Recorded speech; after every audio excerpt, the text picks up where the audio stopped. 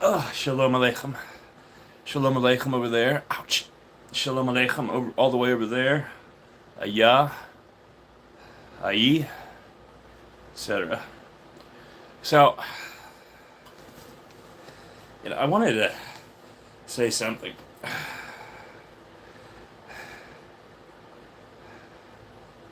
Okay. Ouch.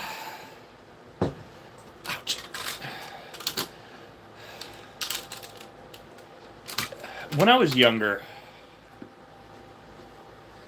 I think many people thought I was just complaining about certain things, and at times I was. And that was a problem. But there were other times where,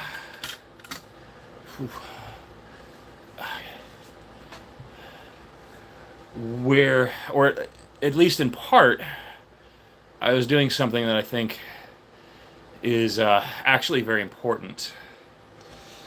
Ouch, my back. And I don't think that many people really understood what I was doing. And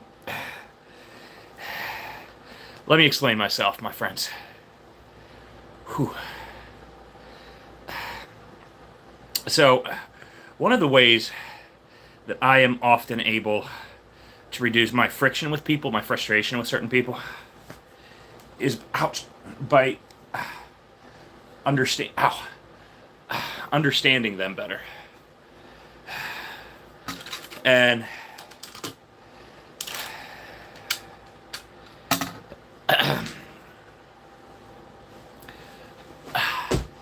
even when it does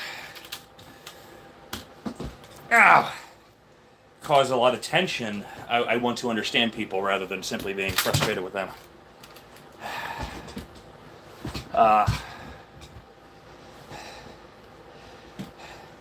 I can even give myself as an example in the eyes of other people.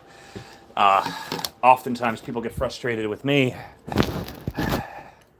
when they see what I'm unable to do, and they later learn about how bad my back is. Of course, that mostly goes back to a car accident, and probably associated with other health issues as well. The car accident seems to be the majority of what caused the issues, but I would be amiss not to mention that I've had a lot of other health and environmental issues, and without, a regular doctor, living in poverty, blah, blah, blah. And when people realize that, they really realize I'm not joking, I'm being dead serious. It's hard to take people serious because people mess with people all the time. When they realize I'm being dead serious, it tends to take away from the frustration. And there's empathy there. Doesn't mean there's no frustration whatsoever, but the majority of our frustration seems to melt when we understand one another. So, let me give another example. I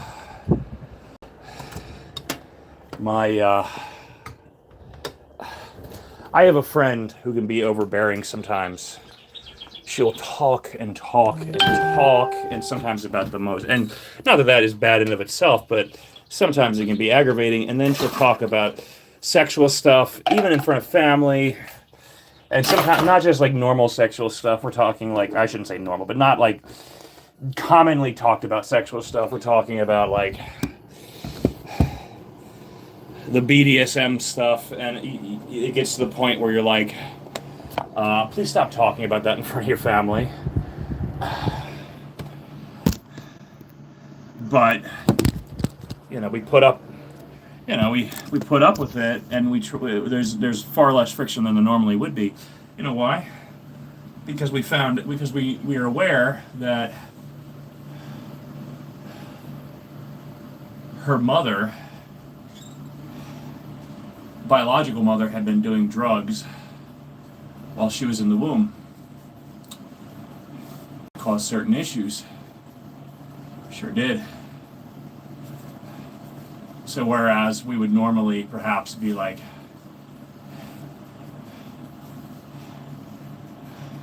whereas there normally might be a substantial amount of friction, there isn't as much. Doesn't mean there's no friction. Again, it doesn't necessarily melt every piece of possible potential friction away, but it does add a level of patience and peace and calm and groundedness, because we understand that the person is struggling with literal physiological inabilities outside of their control, right? And this is common with all people. And, you know, it's something, I did this so perfect yesterday, but it's so ridiculously common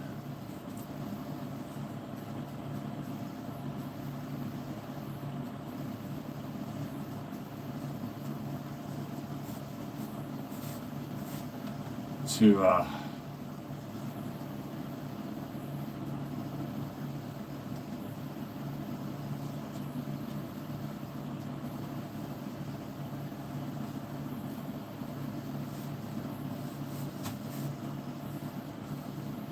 find little things like this with people.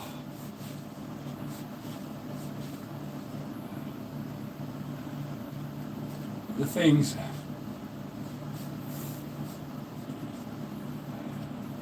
that often build some level of,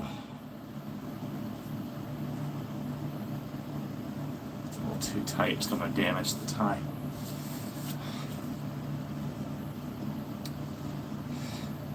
The things that often bring discomfort, well, friction at first, and then perhaps discomfort as our understanding grows. And honestly, it eventually seems to exit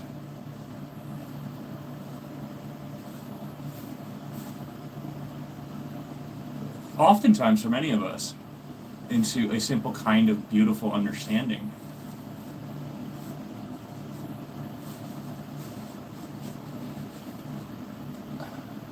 Oops, I tightened it a little bit by accident there.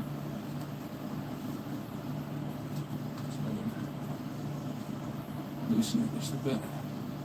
I can't really untighten that part. I accidentally tightened that. And loosen it a little bit.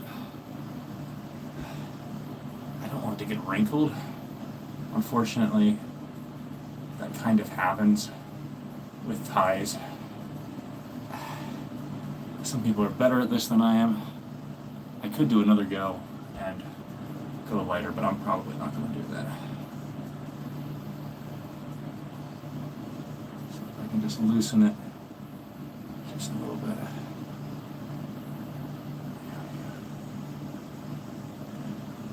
There we go. But, I mean, ouch. It's, understanding goes such a long way, honestly. Yeah, and for some people the friction dies out completely, and not always. Sometimes it's only a mostly kind of thing. Or most of the time. It doesn't mean the friction goes away entirely, but when we understand one another, there is a substantial amount of change in the way one feels and acts, and by and large, the stress often goes away.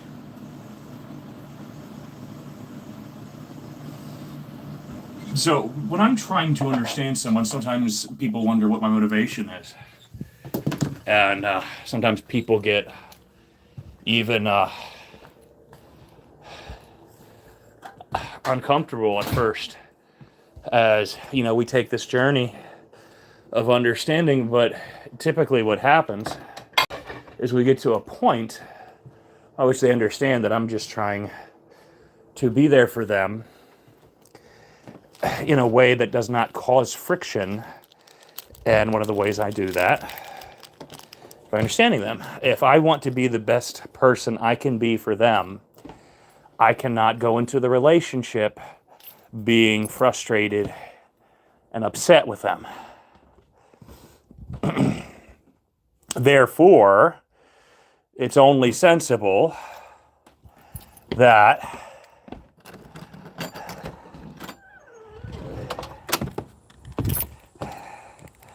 I get to understand them better.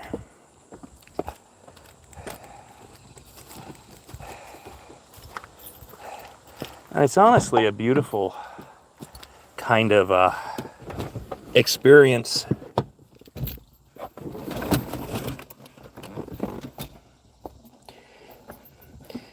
And it usually seems to happen organically with people, but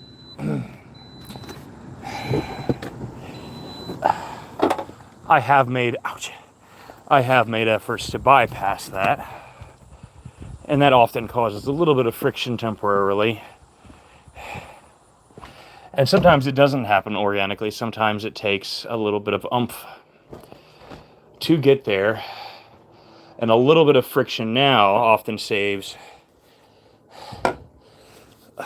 a lot for the relationship later. I know that I cannot be my best self if I don't have the opportunity to understand someone else. So I can't be the best person I can be for them if I can't find ways to understand them better. And in many ways, it can be at times selfish. Not always. I mean, because the core of it is trying to be better for the other person. But even that in and of itself,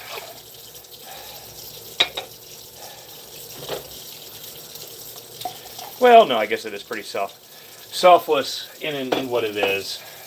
It's kind of hard. It would take some mental gymnastics to call that selfish. But, I mean, even so,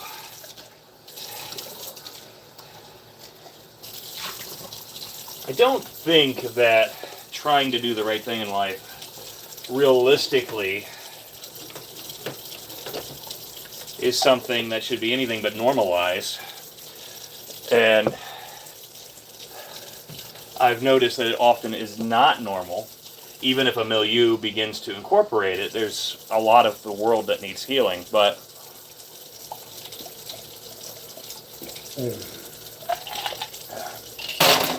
and then you have younger people,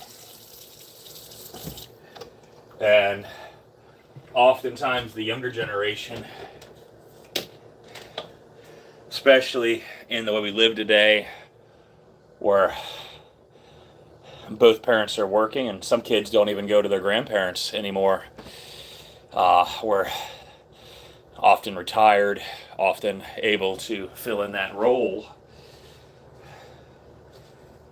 The parents, if both parents are working long hours, the parents can't always do, and so on and so forth. They might not pick up on the lessons as the rest of us do heal. And there's always that concern. But, I mean, there's a number of variables that can contribute to, the healing not continuing, not being passed on. But obviously we need to try. Each of us as individuals. And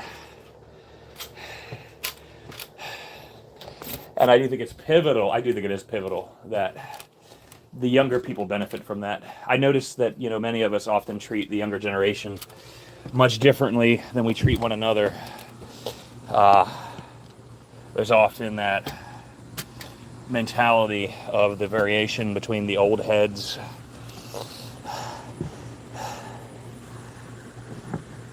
the young adults, the adolescents, in terms of how we treat them, in terms of how we communicate to them. And I think it's pivotal that younger people learn from our own lessons of healing, because, that's how we stop the cycle from repeating, right? Which I think in some areas, not all areas, we can't treat, because they're living in different lives in different contexts. We can't treat them exactly one for one in every context. But what we can do is, in many circumstances, treat them like the rest of us, not as some alien outsiders, but as part of, our community, as part of us. The same kind of people who need healing and who need to be lifted up, just like we do. We shouldn't alienate ourselves from the rest of the community just based on arbitrary things, or even not even, or arbitrary categorizations that stop us from being there for those who need us. I think that's a big part of society for so long, and I do sometimes, we do sometimes see the changes occur, but we need to stop dividing the way we treat one another in terms of things like, in a number of respects, in, like how we care for one another. For example, teaching one another ways to heal, to progress, to accomplish things. There's so many divisions, and I certainly think that we need to pay more focus on teaching the upcoming generations. Younger people, I think, realistically need more guidance than they've been given in recent decades. When I was growing up, for example, I was taught how to cook, how to sew, how to crochet. My father had me in front of him while he was fixing his truck. I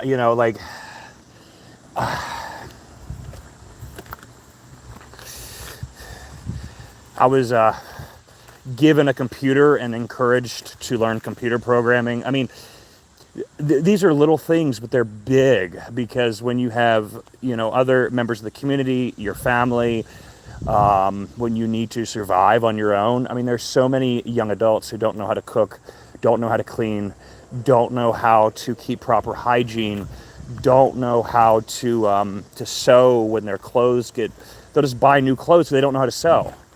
A lot of them have the free time, they just don't know how to do it.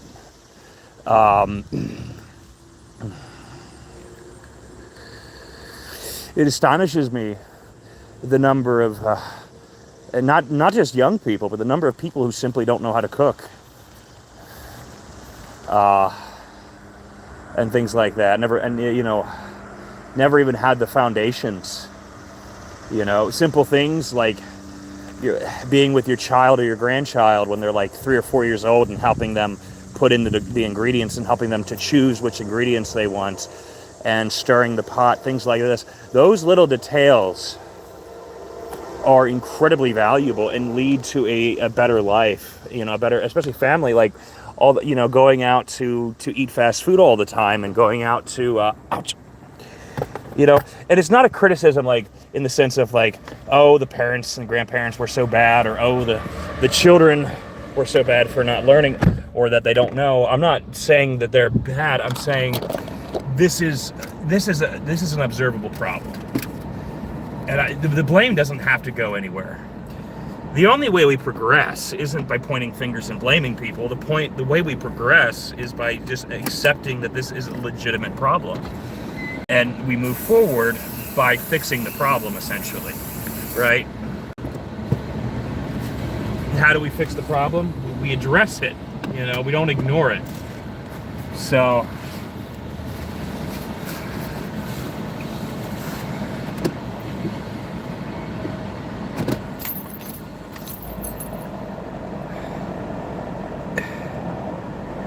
we don't have to think of it as he's judging, he's being so mean, he's a meanie pants. We don't have to think in terms of that.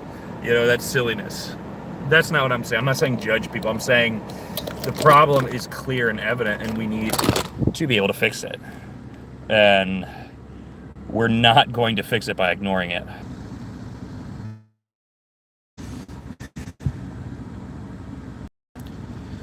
Yeah.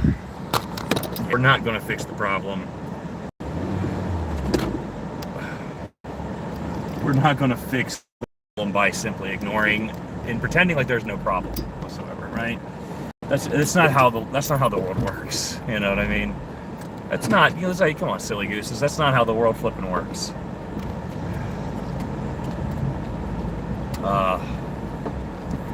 Because it's true. I think I do think it's important. Because we've gotten into this culture of everybody needs to everybody, male, female, young, old, everybody needs to work, everybody needs to do this, right? That's not how society used to always function. And it's not that I don't value work. I mean, I love work, but there are other kinds of work that don't entail a paycheck. I think so many people get so obsessed with money, they don't really realize where real happiness and value are. Having a person, or better yet, the way they used to do it, a group of people, the young kids, maybe the mother, maybe in many cases the husband, but you have people at home, sewing, making a house, a sanctuary, crocheting, sewing, cleaning, and, you have people in the yard, maybe the farm, maybe the garden, tending it. You have, you have different members of the family engaged in making a home, making a community, volunteer work, all this stuff. And we've gotten so obsessed, that we tell so many people that, the career path is the only way forward.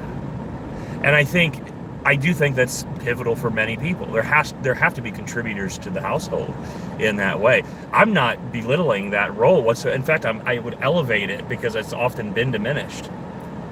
What I will say with clarity,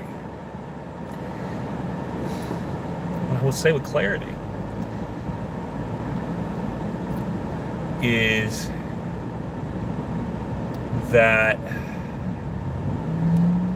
we shouldn't belittle any of the roles that people choose to take in the community. And realistically, there are some people who need to go out and work and provide, hunt and gather, right? And we need people in the community who are sewing and crocheting and fixing and cleaning, washing, decorating, providing love and care, hugging, kissing, massaging, these both roles, I think neither should be belittled, honestly. We can argue till we're blue in the face about which one's easier or harder, but realistically, that's, those kind, like, what's easier or harder? It's relative. Some tasks in the community are more emotionally draining, some are more physically draining, some are both, depending on the job that the provider has. It can be incredibly physically and emotionally draining. But we can't simplify things to where it's always easier for the provider and it's always easier for the homemaker, or that it's always harder one way or the other. We can't oversimplify things like that. Because there are some jobs that are incredibly easy and not emotionally taxing. In fact, they might be incredibly enjoyable. And there are some jobs that are the direct inverse of that. And there are some homes that are incredibly easy to manage, and there are some that are not. There are some, I personally think, too, that the role that the individual wants to take in the family that they actually enjoy, I don't necessarily see that as a problem either, So I'm not going to, I'm not sure if it's a problem or not, but I would say that I'm at least open-minded to the idea of, of not having absolute rigidity. But then again, I'm not sure if that's necessarily fair either. I don't know. Maybe that is a problem. I have so much uncertainty when it comes to this.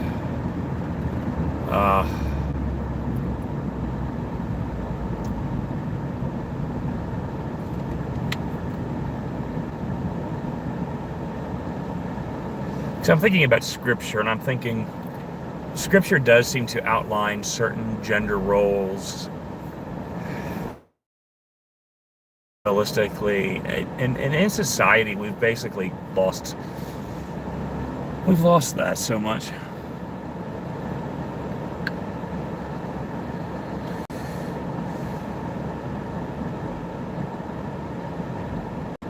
And since we've lost that alignment,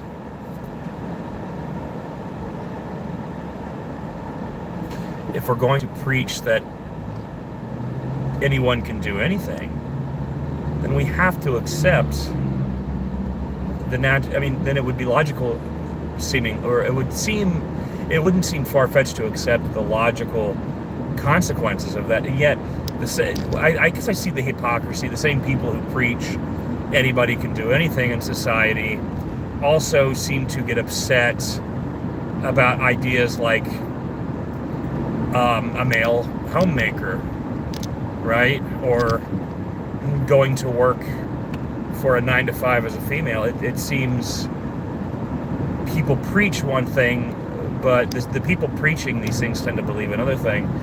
The people who don't talk about it a whole lot tend to be those of us who really don't have much to say about it, or don't really care that much to begin with. But the people who seem to be talking about it frequently seem to have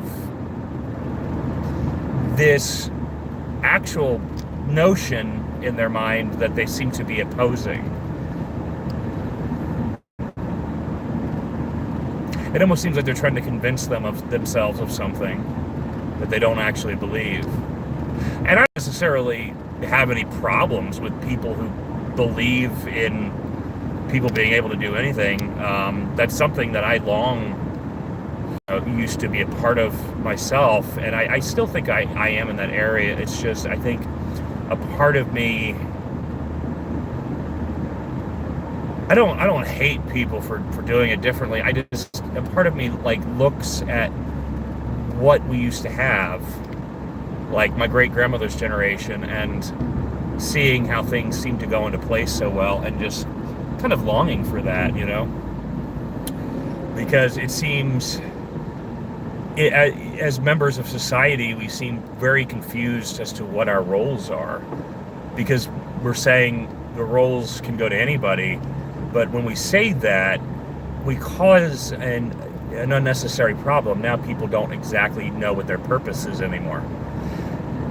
That might sound harsh, but that is kind of the reality that I'm coming to, because I don't have a problem. I personally, I do a lot of things that are feminine. So I personally would love to be a homemaker, but I also look around the world around me and notice so many people are struggling to find purpose and meaning in their lives, and I do think that there is this heavy connection to this insanely heavy connection to a lack of perceived purpose. What is my purpose in life? Because when we had that outlined in society, the middle class does this, the rich do this, the poor do this, these people do this, these people do that. We don't have to argue that it was a perfect system or that it was correct in every way. We can even say it was completely wrong. But what we can say at the end of the day is that people felt a sense of purpose and belonging in their communities. And we've essentially stripped that away to such an extent for, they become very unhappy. There are many people who go against our traditional roles, and then we wonder why, and then we complain about those non-traditional roles that we take, as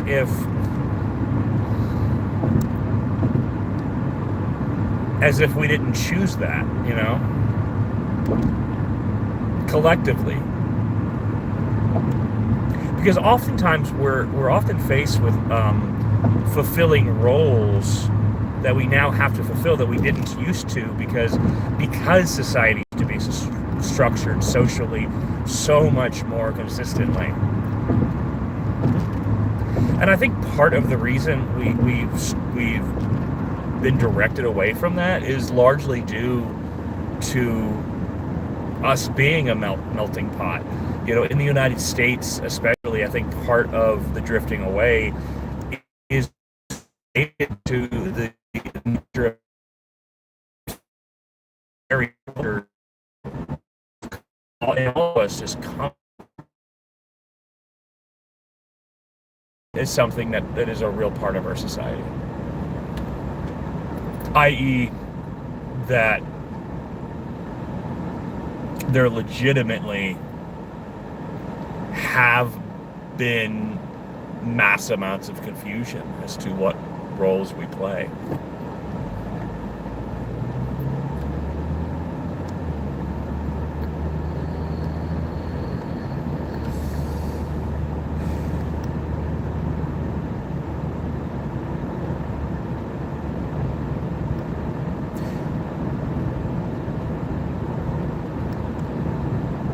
One of the things I really do like about my Jewish culture is that if there's something we are uncertain of in terms of our roles in society, we can simply consult things like the scripture, the Torah, but we can also consult the rabbis and what they said. And we're not.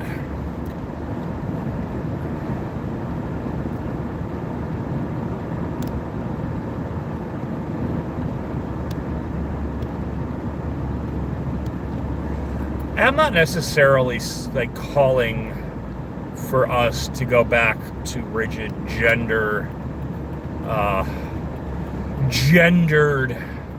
roles or roles based on wealth or status, and that was the paradigm of the past. And I do realize how problematic many people find that, and it does seem to have many problematic elements to it. I'm not saying we need to go back to that. I think what I'm saying is that there are certain roles in society that simply aren't being filled anymore in a very realistic way. Homemakers, it's not just that homemakers need to be female. They could be male. They could be trans. I'm not saying that we need to just have female, like we can't have other kinds of. What I'm saying is we don't have homemakers anymore. I think that's the crux of the problem for me, is we just don't have that role. And that's a role I would personally love to feel. I would jump at that. I literally put an advertisement out, advertising that I want to do that for somebody. I want that role. Helping someone in those ways, to me, is like one of the most profound privileges a person could have. And people are like, oh, it's so hard. Well, sure, if you think it's hard, you don't have to do it. If you don't think it's fulfilling, and if you don't have that love and that compassion, if you don't want to massage a provider when they come home and all that, yeah, maybe it's not for you, sure.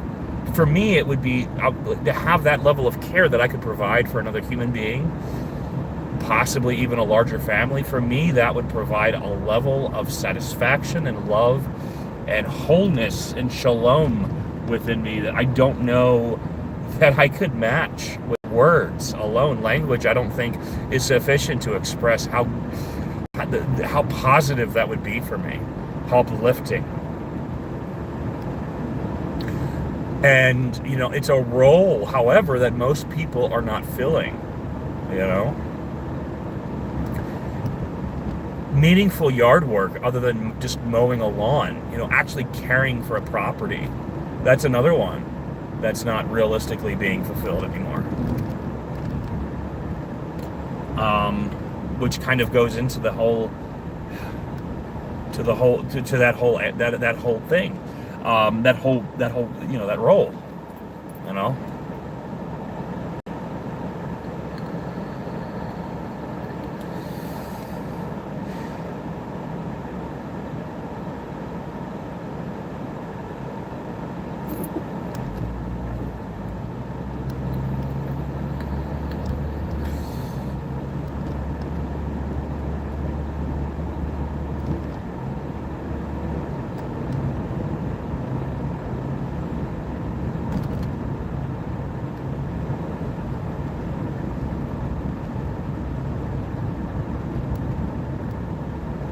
So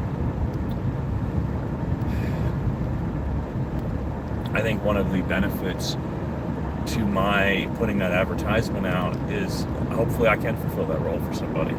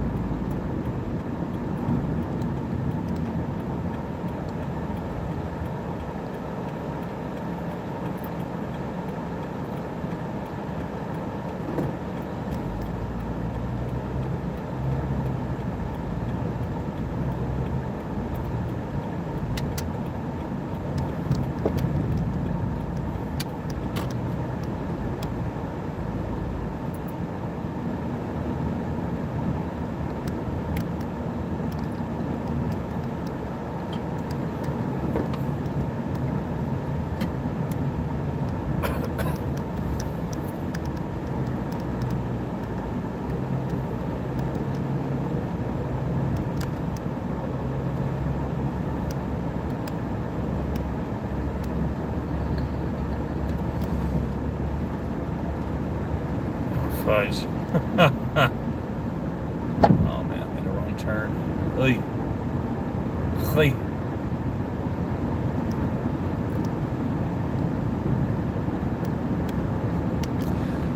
I've just gotten to the point where I just wish we had a level of familiarity again. You know? I feel like we've lost that togetherness in the communities so much.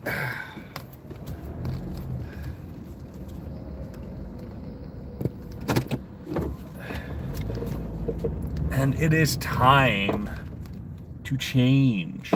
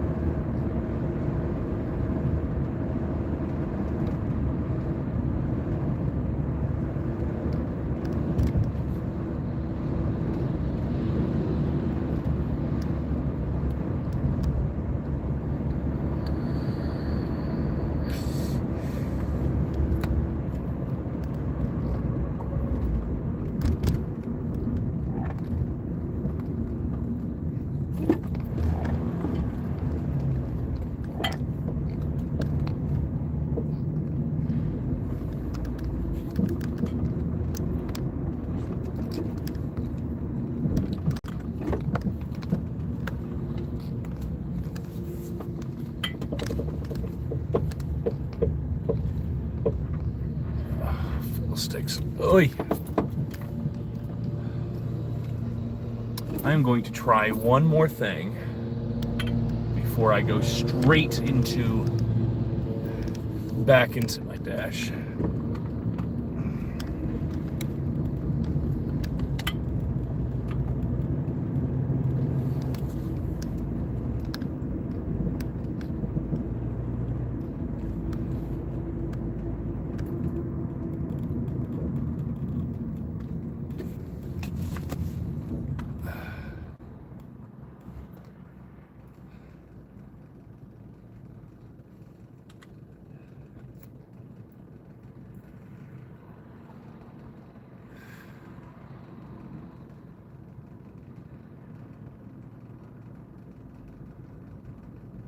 Oh fudge, it's 95 south.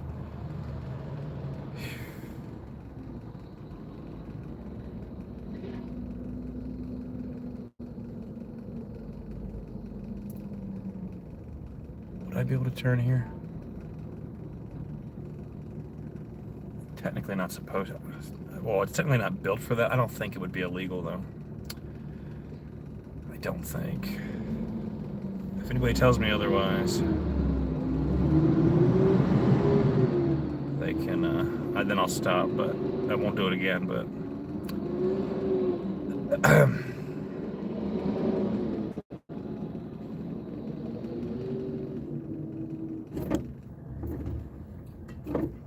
Okay, just trying to... There we go. Fudge.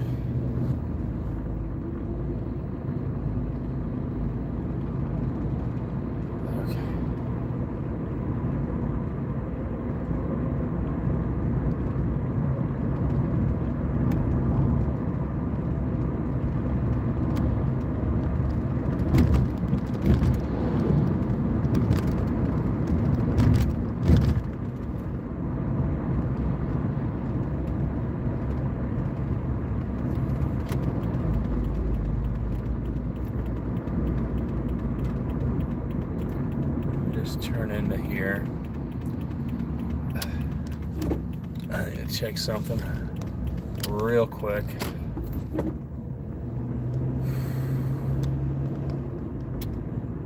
Oh, fudge. Is this the highway? Dude.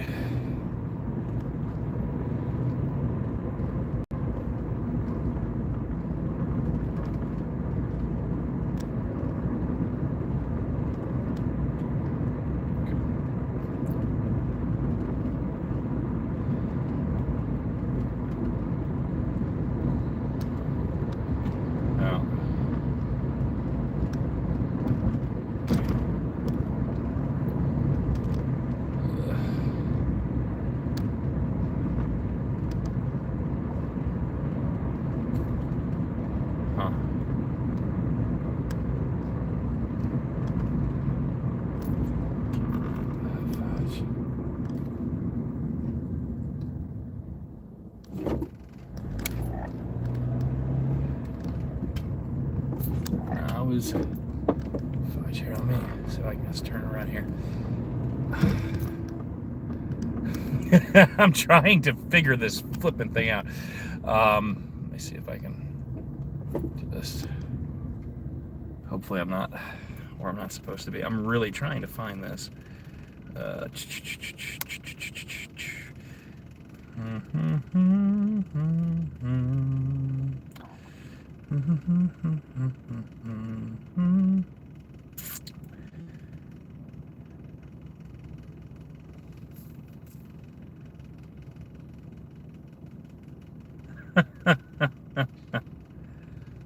Okay.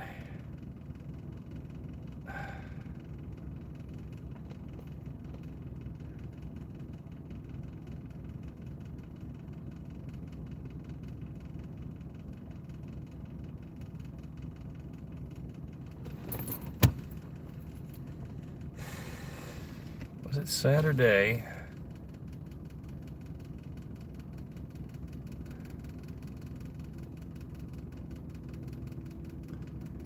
Yeah, that's incorrect. Hey.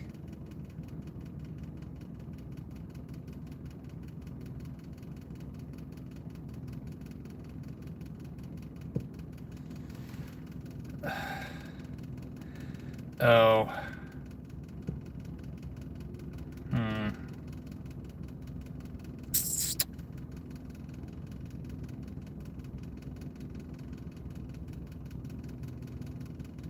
Maps is offline.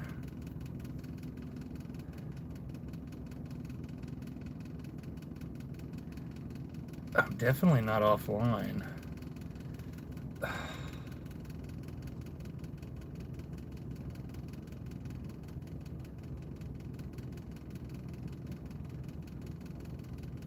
Huh.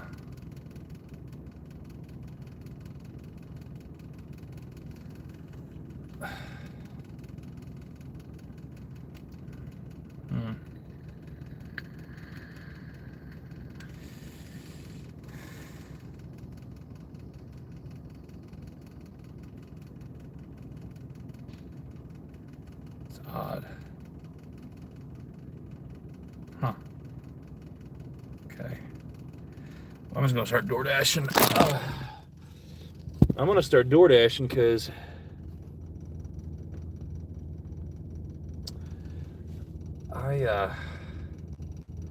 Dude, I have no flipping idea. Not DoorDash and Uber Eats. I'm gonna go back to that. No idea.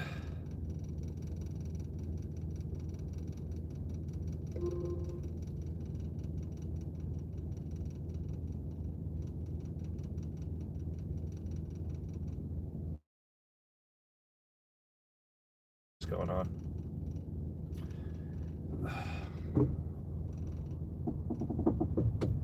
Okay.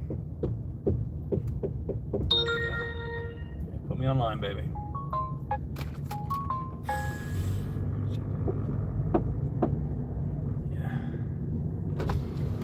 Yeah.